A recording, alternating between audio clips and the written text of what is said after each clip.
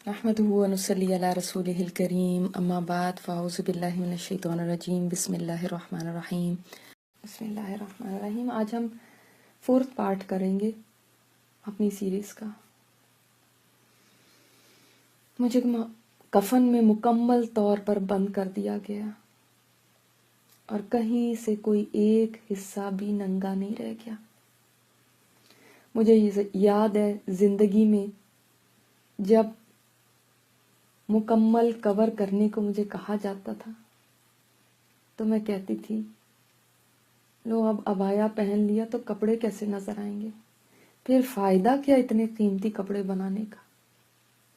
صرف کپڑوں کی ذرا سی شو کے لیے میں نے اللہ کے حکم کو جانتے ہوئے بھی کئی بار توڑا۔ اب بھی تو دیکھو، سفید چادروں میں سر سے پیر تک ڈھکی ہوئی ہوں۔ اب کیا شو ہے میری اور کہاں کی شو ہے؟ ہمیشہ کے لیے اب یہی ایک لباس ہے۔ کہاں گئے میرے شوخ رنگوں والے لباس، بھاری کاموں والے لباس، نت نئے ڈیزائنز والے لباس اور ڈیزائنر جوڑے جن کو پہن کے میری چال ڈھال ہی بدل جایا کرتی تھی اور جن کو دکھانے کی خاطر میں اللہ کے حکم کو خاطر میں نہیں لاتی تھی، پرواہ نہیں کرتی تھی۔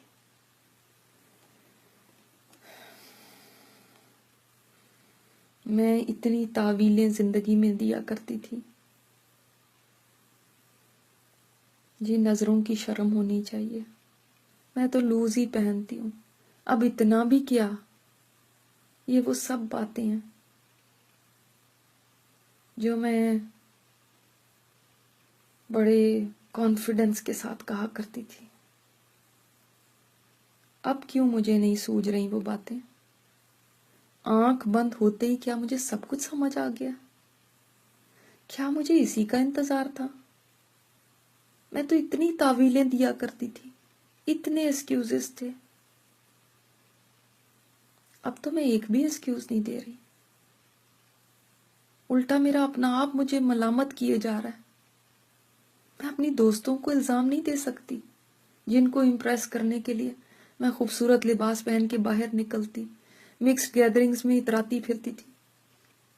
میں اس میں اپنی دوستوں کو کچھ نہیں کہوں گی، میں خود ہی قصوروار ہوں۔ میری کزن رخشی آپا جو عمر میں ہم سے کافی بڑی تھی اکثر مجھے سمجھایا کرتی تھی بیٹا ایسے مت نکلا کرو، خود کو کور کرو، بڑی چادر لے لو، عبایا پہن لو۔ اور میں جھٹ سے کہتی آپا عبایا والی کون سی اچھی ہیں؟ عبایا پہن کے اگر یہ کام کرنی ہے تو عبایا کا کیا فائدہ؟ عبایا پہن کے وہ بھی میک اپ کر کے نکلتی ہیں، بڑی خوبصورت بن کے چلتی ہیں، اس کا کیا فائدہ؟ وہ کون سا اپنے حسن کو چھپا رہی ہیں؟ میرے پاس 100 طرح کے بہانے تھے۔ کبھی ان کی باتوں سے تنگ آ کے کہتی تھی اچھا کر لوں گی نا، اور کبھی ان کی باتیں واقعی میرے دل کو بھی لگتی تھی، مگر پھر اپنے فرینڈ سرکل میں جاتی تو ان میں ان رہنے کے لیے اس ارادے کو جھٹک دیا کرتی تھی۔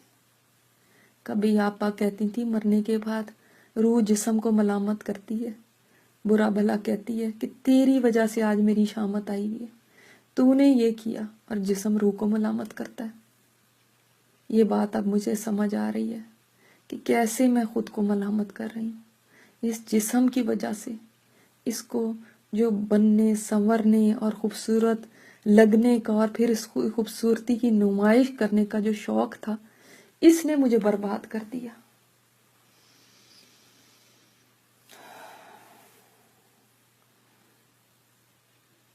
مجھے ایک آواز آ رہی ہے، بھائی جان اور ماموں کو بلایا جا رہا ہے۔ تمام خواتین بھی جمع ہو گئی ہیں اور بڑی احتیاط سے میرے کفن سے اٹھا کے مجھے تابوت میں رکھا جا رہا ہے۔ مجھے اس میں رکھنے کے بعد اس تابوت کا منہ ایک لکڑی کے تختے سے بند کر دیا گیا۔ کیلوں کے ٹھوکنے کی آواز صاف سنائی دے رہی ہے۔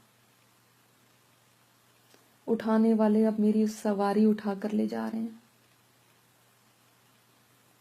کافی دیر ہو چکی ہے، کہیں جاتے ہی جا رہے ہیں. آخر مجھے کسی ایسی جگہ لا کے رکھ دیا گیا جہاں بہت ساری ملی جلی آوازیں آ رہی ہیں، بہت سارے لوگ باتیں کر رہے ہیں. کچھ سمجھ میں نہیں آ رہا کون کیا کہہ رہا ہے. اتنے میں ایک آواز بلند ہوئی، اللہ اکبر، اللہ اکبر، اللہ اکبر، اللہ اکبر، اشہد ان لا الہ الا اللہ. اذان کی آواز. یہ تو ہماری مسجد کی آواز ہے. اقامہ دیا جا رہا ہے. میں اکثر اپنے شوہر کے ساتھ یہاں نماز کے لیے آیا کرتی تھی، لیکن آج میں صف میں کھڑے ہونے کی بجائے یہاں پڑی ہوں. دیکھو یہ لوگ اس وقت نماز پڑھنے کے لیے کھڑے ہو رہے ہوں گے اور میں نماز نہیں پڑھ سکتی. مجھ پر اب نماز فرض ہی نہیں اور نہ ہی کبھی آئندہ ہوگی، اور نہ ہی کوئی بھی عبادت میرے اوپر فرض ہوگی، اس لیے کہ اب میرا نماز پڑھنے کا ٹائم ختم ہو چکا. اب تو مجھ پہ نماز پڑھی جا رہی ہے. آج کے بعد نہ کوئی قیام، نہ کوئی رکوع اور نہ کوئی سجدہ، کچھ بھی نصیب نہیں ہوگا. کیا یہ صرف زندگی کے لیے ہی تھا؟